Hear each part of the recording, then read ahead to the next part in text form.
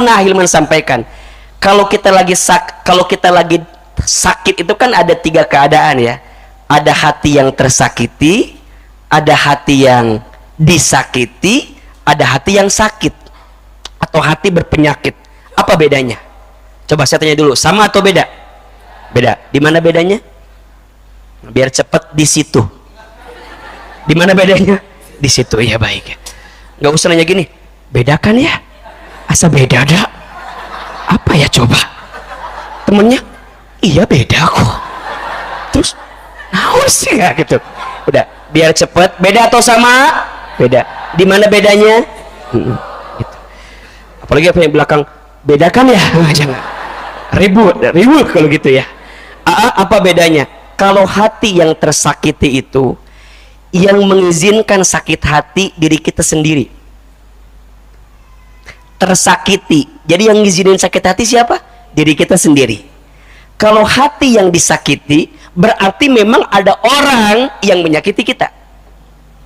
Kalau tersakiti ke diri sendiri, kalau disakiti ke orang lain, kalau hati berpenyakit berarti dua-duanya. Dia merasa tersakiti dan dia juga disakiti. Kira-kira teman-teman masuk kategori yang mana? Atau aman semua di sini? Aman? Baik, cukup sekian dan terima kasih. Mohon maaf lahir dan batin ya kalau aman semua.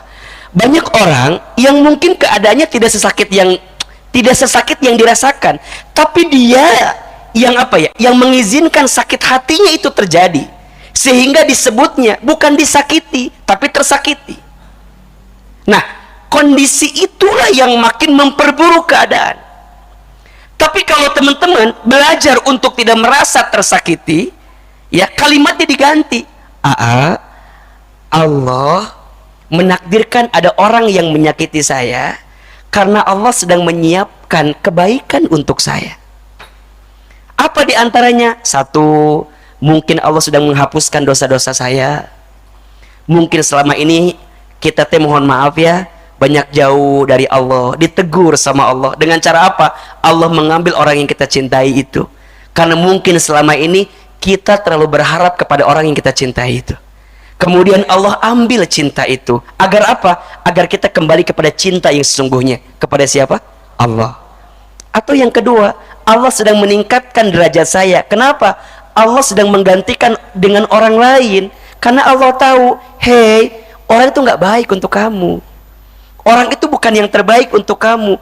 Allah sengaja mematahkan hatimu untuk membentuk hatimu agar engkau bertemu dengan hati yang lebih baik daripada dia yang pergi ninggalin kita. Jadi simple di situ mikirnya. Dan itu menenangkan betul. Maka kalau lagi bersyukur ini kuncinya. Jangan membandingkan hidupmu dengan orang lain. Fokusnya ke siapa? Ke Allah. Jangan fokus bandingin sama orang. Capek. Capek apa enggak? Capek. Kenapa ya nasib aku nggak kayak temen aku? Temen aku tuh meni fine aja loh hidupnya. Kerjanya bagus, jodohnya juga deket. Terus aku gimana? Tuh ingat tuh. Jawabannya kenapa? Salahnya teman-teman membandingkan hidupmu dengan orang lain. Salahnya di situ. Padahal masing-masing orang punya zona kebahagiaannya sendiri, betul atau tidak? Ingat ya, di antara faktor mengapa hidup kita tidak bahagia karena sibuk membandingkan hidup kita dengan orang lain. Maka teman-teman nggak boleh begini.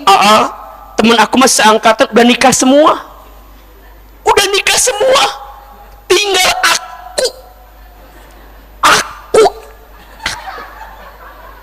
Terus akhirnya dia berkata-kata yang buruk kan. Aku sejelek itukah aku Ahilman?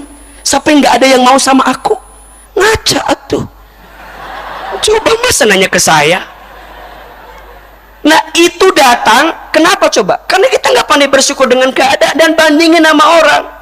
Teman-teman ikhwan, kenapa ya? Semua teman ikhwan saya udah nikah semua, tinggal saya.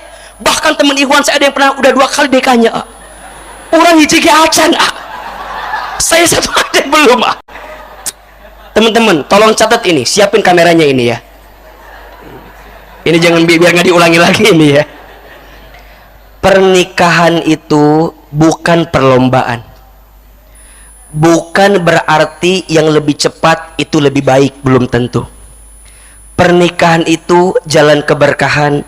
Pernikahan itu ibadah yang mengundang pahala kebaikan. Butuh persiapan yang signifikan untuk bisa menjemput jalan pernikahan itu.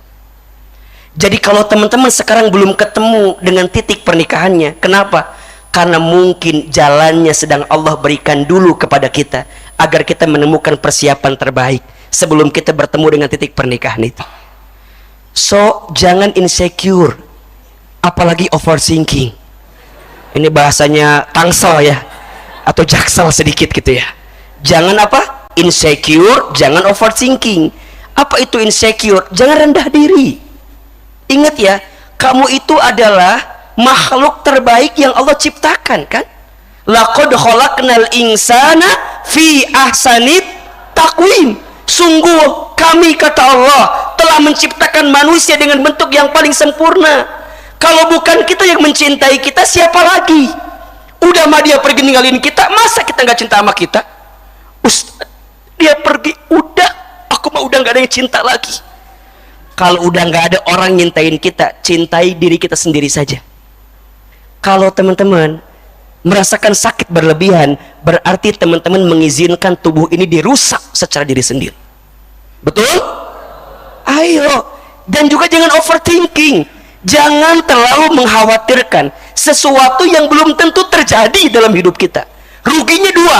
Satu, teman-teman mikirin sesuatu yang hari ini belum terjadi.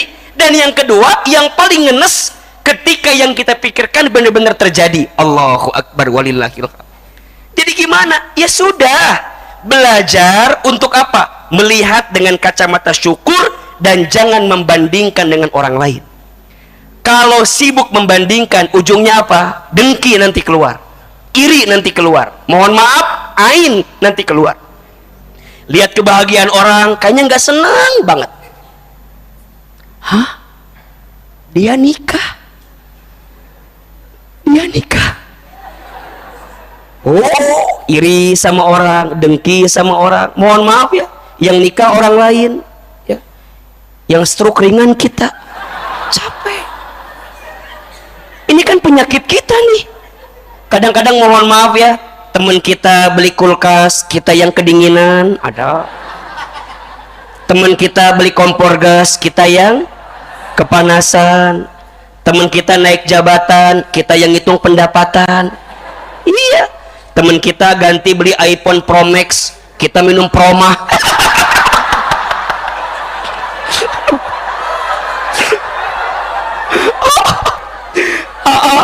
Temen aku teh kameranya 3 semua.